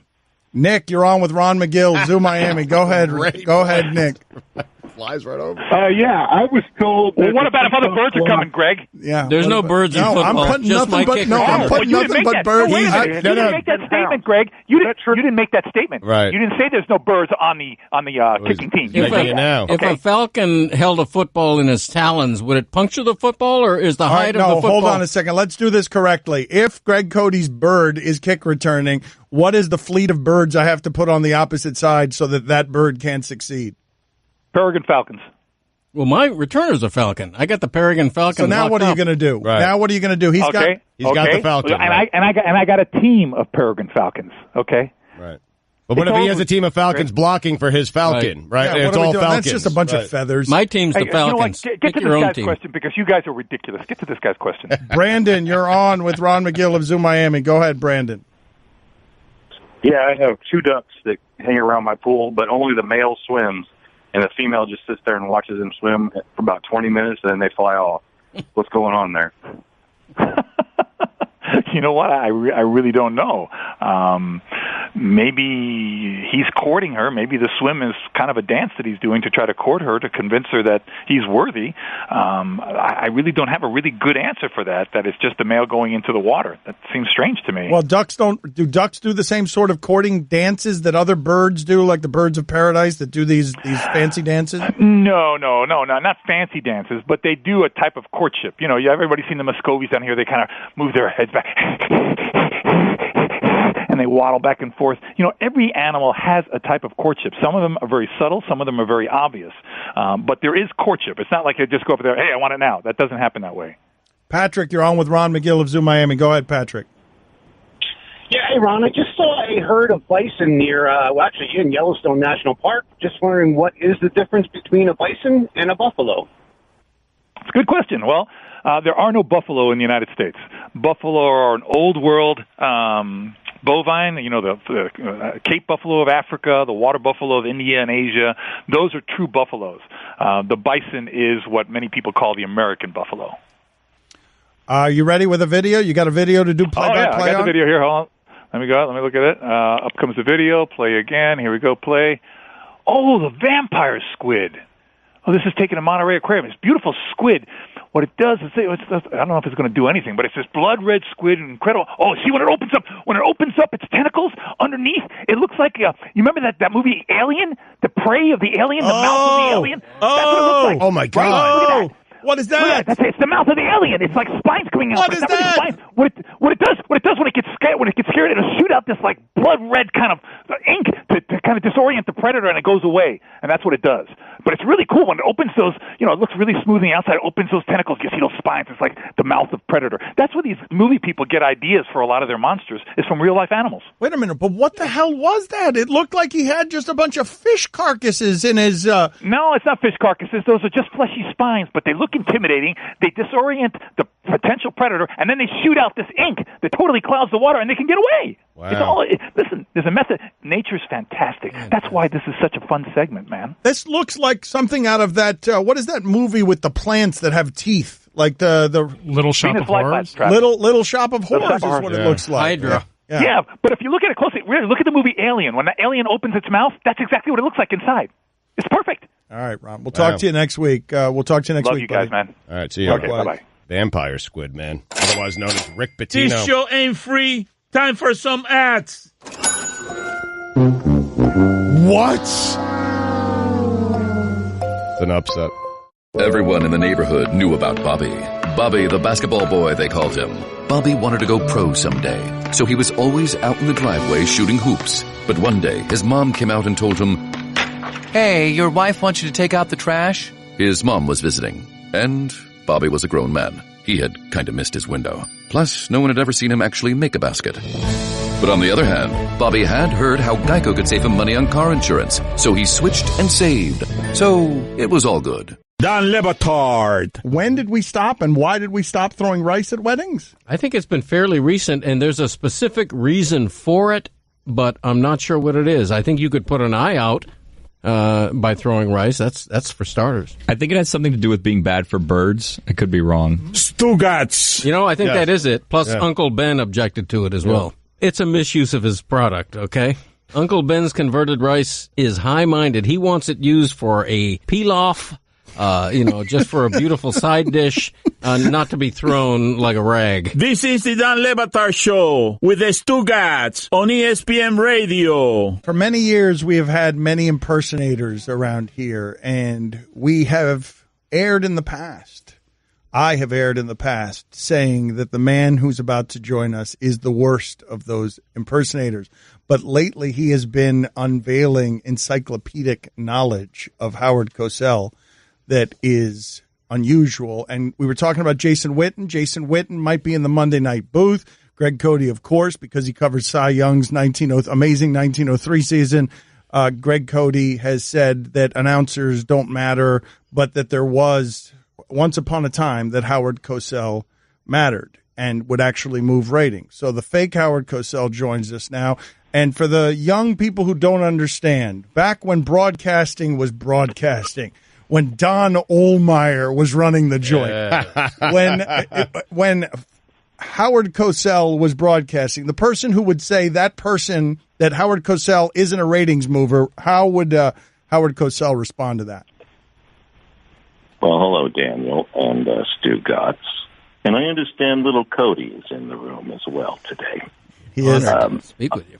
I have to say, first of all, I was lunching with the great Frank DeFord, who once said, "Never turn down the sound on Cosell. You poor bastards will miss the game." He was absolutely right then, but not now. Not now. Of course, not now, because back then you had the Giffer, you had Dan DeRue, and yours truly from the sinister Northeastern Cabal. And I have to say that today, nothing is special. Back then, 3 networks, it was special. 33 million people every single Monday night. It was Monday Night Football. It was Arledge. It was pageantry. And now it is simply football on Monday night. Well, what the hell happened? Right. What happened, Howard Cosell? What have we done? What has our company done to your legacy on Monday Night Football? Can you believe it? But look, you recall when Dan DeRue left for NBC and the police story anthology, we brought in a kid by the name of Fred, the Hammer, Williamson. And that was an unmitigated disaster. And then we followed it up with Alex Karras, the laconic one. And then finally, Dan DeRue came back. He returned. But then I had it with the Jocks. I walked away in 1983. And you remember when I left, they brought in O.J. and Joe, Willie, Namath. And that was a disaster. Today, it just doesn't matter who's in the booth. A coach by the name of Gruden was the best part of that show. And that tells you all you need to know about Monday Night Football. What is your relationship with O.J. Simpson now? Well, we'll wait till he gets here. I understand he's going to be good with the barbecue. That's all I can say. All right. We went too long with the bit. See you later, Howard Cosell. We appreciate it. All Thank right. you, sir. All right. This is yours truly. Say hi to Art Briles when he gets there. What do you mean? What do you mean? He did have OJ going Yeah, up he to did. the same place he is. He did. Why did it take us 15 years to figure out how to correctly use the fake Because we're not good at this. Let's go. My private jet isn't going to fuel itself. I got Guillermo telling me during the breaks that Cy Young was good. That's why. We stink. This 1892 season, Dan, is incredible. Yeah, man. I mean, no one ever mentions him among the all-time greats. You're right. He's underappreciated, Cy Young. He really is. Yeah.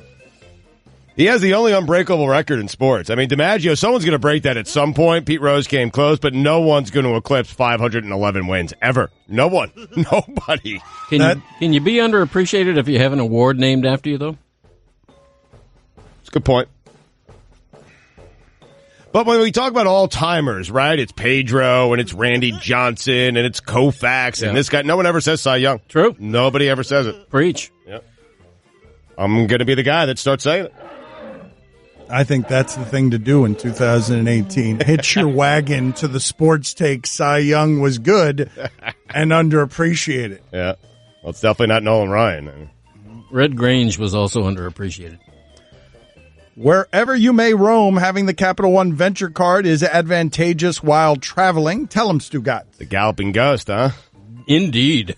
Love that guy. Don Batard. You decided to celebrate Guillermo's horrible contribution to the show with a hello, Stugotz. That's an affirmation. When you get a hello from me, that's like the equivalent of 5 exclamation points or 4.5 smiley faces. Hello. This is the Don Batard Show with the Stugotz on ESPN Radio. ESPN Radio is presented by Progressive Insurance. Guest on the Dan Batard Show appear via the Shell Pennzoil Performance Line. Here's your SportsCenter update. The NFL is not eliminating kickoffs. Instead, the league is considering changes to kickoff alignment and formations in the name of player safety.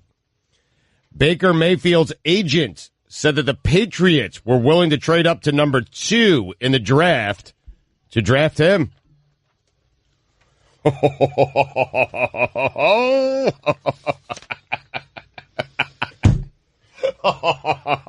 That is a juicy one, man.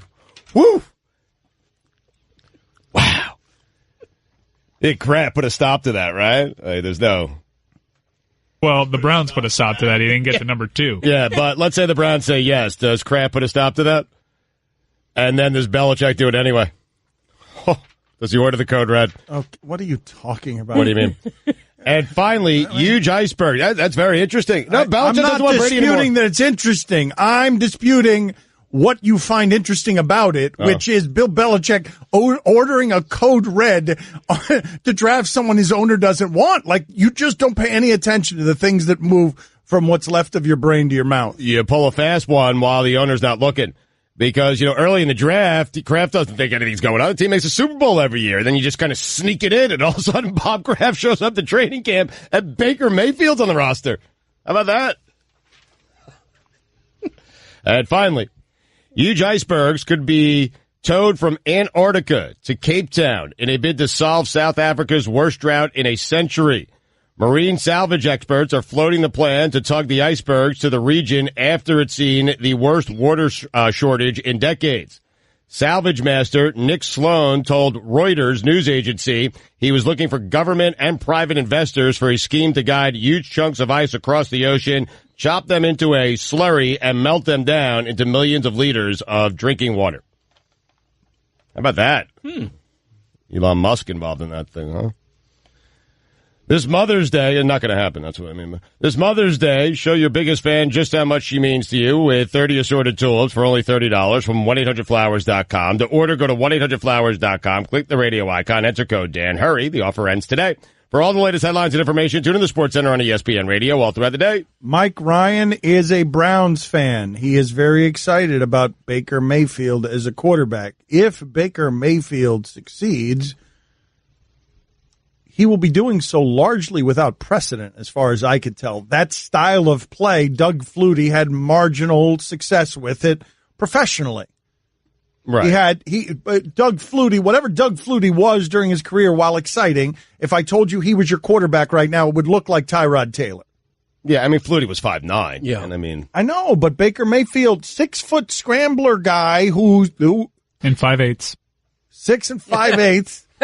Scrambler guy who's really elusive. That feels like Johnny Manziel again. Now, the Patriots saying they were going to trade up to number 2 to get him, according to Mayfield's agent. It validates it, doesn't it? As a Browns fan, as soon as I heard the Patriots were sniffing around hoping to get their paws on Baker Mayfield at 2, makes me think that, we made a hell of a pick in Baker Mayfield. And I know that you mentioned, yes, he has scrambling ability, but he's always looking to throw. This isn't a Johnny Manziel type that you don't know if they're looking to throw and run or run. He's an incredible thrower of the football in terms of accuracy and reads. He lost his 2 best receivers one year and he got better. He's incredible. That's what the Jets loved about him. They were saying they loved his accuracy, that he was so accurate with the football. I'm jealous. Mike is right, because if the Patriots and Belichick, if the agent's telling the truth here, put their stamp on a guy, then you feel better about the guy you took. I'm jealous that the Patriots didn't want Sam Darnold. Well, wait a minute, though. But it's not just that the Patriots are doing it. It's the nature of the transaction that the Patriots never do. They're never interested in winning the draft by trading up. They're never interested in winning free agency in the first few days. They're always interested in value. So to me, the biggest credence isn't that the Patriots are doing it because they're champions. Right. It's because the Patriots business model is built on value, value, value. You don't trade up. You get Randy Moss for a 4th round pick when he's in the dumps in Oakland. You go down. You find value. It's not just the Patriots. Sean McVay, now reputed to be a quarterback whisperer. We saw what he did with Goff. I saw Jeff Darlington saying that if Sean McVay was convinced that if he didn't have his ride or die in Jared Goff, he was going to do everything in his power to convince the Rams to get Baker Mayfield. And I know that John Dorsey is 85% Braves and only 15% A's, but he used an advanced stat in defending Baker Mayfield's height. I'm not sure how advanced it is, but out of all the group, all those first-round quarterbacks, the dude with the least amount of batted balls at the line of scrimmage was Baker Mayfield, the biggest concern for height. Who's the guy? That's interesting, because I think I'd rather have Sean McVay endorse the quarterback than the Patriots or Bill Belichick. Well, but regardless, if they're both endorsing the quarterback, then it seems less laughable on the Browns. If they have a way of measuring his accuracy that would suggest to them he's Drew Brees accurate, and you've seen those YouTube videos of Drew Brees, Sports Science, going up against Olympic archers and being able to be more accurate at 20 yards. If he is capable of uncommon accuracy like Drew Brees, it erases the doubts about the height. Right. And I'm telling you, that's what the Jets loved about him. It's funny because the Jets general manager did an interview recently where he said, we got our guy, Sam Darnold. And he said, we moved up to 3 to get Sam Darnold. And then in the same interview said, we never thought Sam Darnold would be there. Well, then you didn't move up to number 3 to get Sam Darnold if you didn't think Sam Darnold was going to be there. You moved up to get Baker Mayfield, and the Browns took your guy. And Todd Bowles has had opportunities to say Sam Darnold was atop their draft board, and for whatever reason, even though it serves everybody involved, he doesn't take the bait, and he refuses to answer that question. Now, a lot of people were laughing at the Browns because it's a Browns thing to do to draft a short quarterback who never goes number 1. But he would have been gone at number 2 if you were to believe Baker Mayfield's agent. He certainly would have been gone at number 3 if Todd Bowles just were to answer a question honestly. Mike's right, though. As a Browns fan, if you get the Patriots saying, yeah, we really like this guy, that means a lot. I mean, the Patriots are the gold standard in the NFL in a way that very few teams are in other sports. Do we know if it's true, though? Has anyone confirmed it? I mean, the agent saying it, does that make it so? I mean, does it matter? It's so juicy. Well, wait a minute. Does it matter? I mean, the agent said it. I can't control what the agent says. But agents are professional liars. Well, let's source it. I believe he said it on an Andrew Brandt podcast. What does the agent stand to gain other than everyone just thinking Baker Mayfield's what the agent stands to gain is that my client, everyone thinks he's good. Here's how I can endorse it. You know who the notary is? Bill Belichick. Like, what do you mean? I'm not going. I'd like Adam Schefter, someone else. Agents just say things all the time. But I haven't heard Belichick or the Patriots say it's not so. Yeah, but they don't ever do that, Stugotz. That's why the agent can do it. I don't think an agent wants to get on the wrong side of the Patriots. I think that's a franchise that you want to stay on good terms. I'm not positive that the agent would know if the Patriots were going to trade up to get him. The most private organization in sports is going to tell the agent for Baker Mayfield will trade up to number 2 to get him. Really? They're going to give away their secrets to the agent of Baker Mayfield. Maybe it wasn't the Patriots. Maybe it was Gettleman. They had the number 2 pick. I mean, they did. Maybe they were the ones that offered a warm pretzel and a hot dog. Yeah. Do you have that sound of Gettleman? I want to hear that again. I mean, you think that Belichick was the one? Put it on the poll, Guillermo. Was Belichick the one who wasted Gettleman's time? Because Gettleman, the general manager of the Giants, said that a whole lot of people were calling, wasting his time. And so is that what the agent for Baker Mayfield is actually saying? That the Patriots went and offered Gettleman. They tried to trick him with a hot dog. And so that's what the agent is saying. The Patriots are willing to go up number 2 if Gettleman would have gotten fooled by a Knish. Right? Like, he didn't have time for that, though. Gettleman was too busy making moves. That's right. You know, people call you and they want the second pick of the draft for, a bag of donuts, a hot pretzel, and a hot dog. It's like, you get it, leave me alone. I ain't got time to screw around. Totally Belichick. I just love how busy Gettleman is. You know, is that Belichick again? Is he offering more than the donuts and the hot dogs? I ain't got time for this. His mouth is like watering when he says hot pretzel, by the way. Does it? Let's hear it. Let's see. Put that on the poll as well, Guillermo. Was Gettleman's mouth watering as he said hot pretzel? You know, people call you and they want the second pick of the draft for, you know, a bag of donuts, a hot pretzel, and a hot dog. You know, it's like, you get away. Leave me alone. I ain't got time to screw around. No question. Salivating. I'm voting yes on that. Yep. Don Batard. So I say to Cody, you are great at donating other people's time. And he says, that's right. And then I say, and you're terrible at donating your own time. And he's like, that's right. What's your point? I mean, somebody's got to be overseer. You're not that person. I am that person. I'm a can-do man. Can-do, baby. Doing it.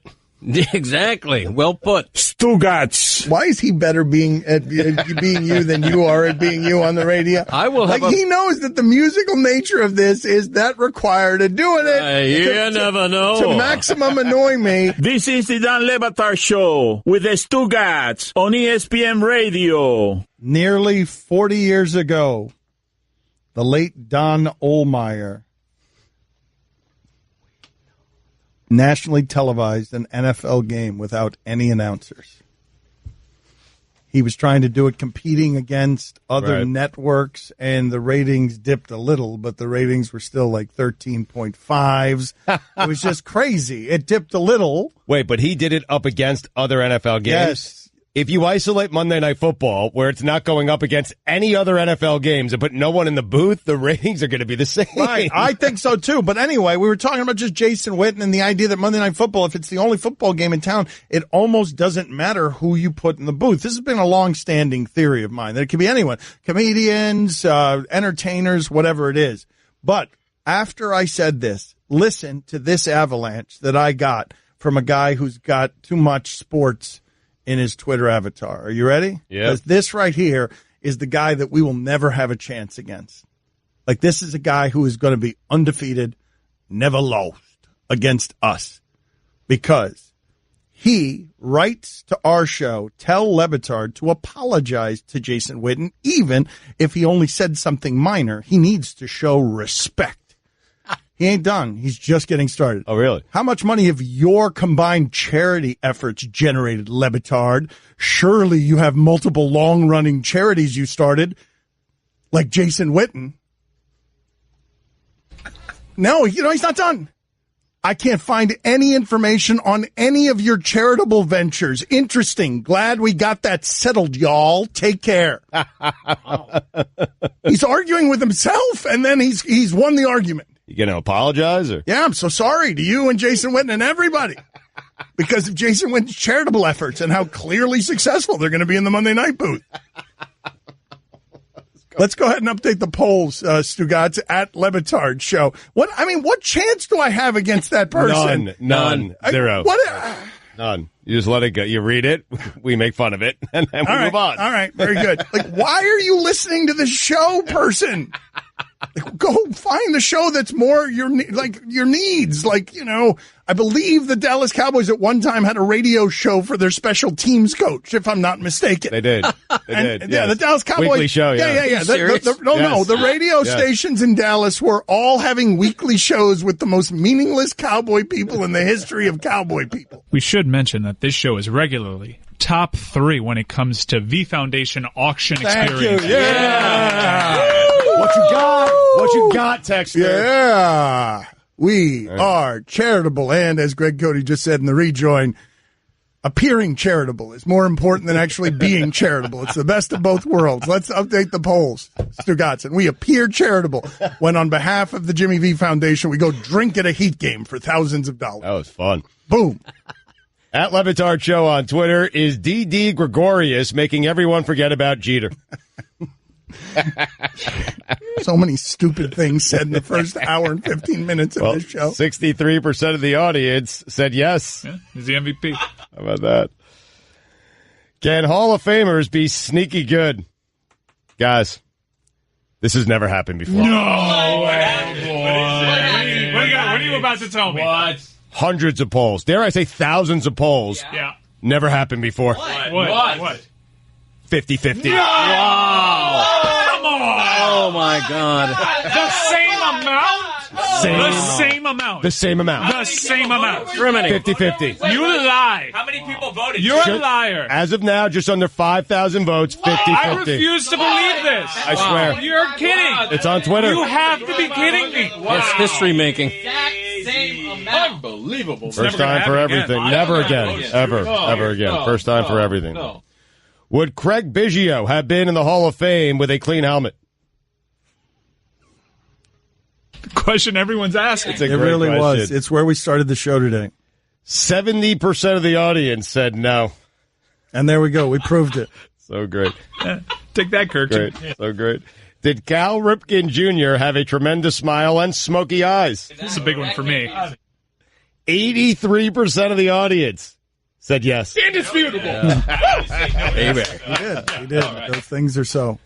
If Jim Gray is interviewing you, does there have to be an auditorium full of people? 83% of the audience said yes. Was Belichick the one who wasted Gettleman's time? 83% of the audience said yes. Was Gettleman's mouth watering as he said hot pretzel? What's the most lopsided poll we've ever had? What is it? 98%. Oh, man. 96% of the audience said yes, his mouth was watering. You know, people call you and they want the second pick of the draft for, a bag of donuts, a hot pretzel, and a hot dog. It's like, you get away, leave me alone. I ain't got time to screw around. Mike Ryan liked what Alonzo Highsmith did. Alonzo Highsmith, for those of you who don't know, is a Cleveland Browns executive. He was the best athlete in the history of University of Miami football, a guy that all the other guys would say, yes, he reigned supreme. And he climbed up through the NFL ranks as a scout, and now he's an executive for the Browns, and he's an executive for the Browns that isn't afraid to say honest things, no matter how silly those honest things might be. This one does seem silly because on the topic of Josh Rosen, Highsmith recalls a time that he was at the airport and the UCLA volleyball team was in front of him, and you heard so much about Rosen. He's this and he's that. We all know how people talk, right? So I asked one of the volleyball coaches, what's Rosen like? And he said, you should probably ask his girlfriend. She's one of the players. She's over there. And I'm like, all right, coach, that's enough. I don't know what that all means, but it was something about him that bothered me. Wow. That's weird. There it is. What do you mean it's weird? It's scouting, baby. But you're making your draft picks based on what the volleyball players are saying about the quarterback? It's not all that ridiculous. Remember, Kevin Costner's character in Draft Day decided on whether or not to draft a quarterback depending on how many of his teammates were at his birthday party. And I guess Jimmy Haslam talked to a homeless guy when he drafted Johnny Manziel. Any good Alonzo Highsmith stories, Cody? You never know.